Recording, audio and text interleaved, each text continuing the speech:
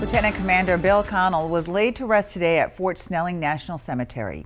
You likely don't know his name, but you may have learned about the Japanese prisoner of war camp that he survived after being shot down in 1944. As Bill Hudson explains, that is where he endured the harsh torture of a camp commander known as the Bird.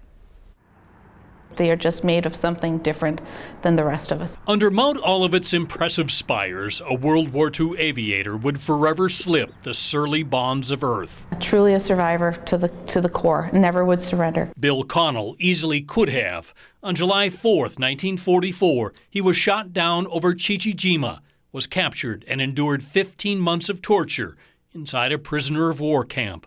Bill would see from his barracks through the slats this gentleman that was being beaten on, and this guard just had it in for him in the worst way.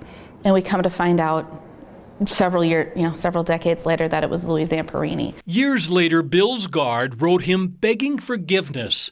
The trials of a POW helped him survive the tragedies of life, losing 2 wives and all 4 of his children. I think it came from the time he was in the camp. The one thing that just seemed to resound in his character. He never would surrender, never would give up. He'd returned to Japan with George H.W. Bush in 2002, and just last summer, he was honored to raise the flag at Target Field. Hey, ready, set. Today at Fort Snelling, a memorial rifle squad presented flags for Bill, where he was laid to rest with full honors.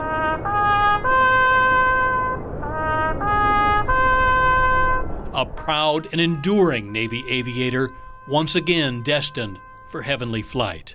Bill Hudson, WCCO 4 News.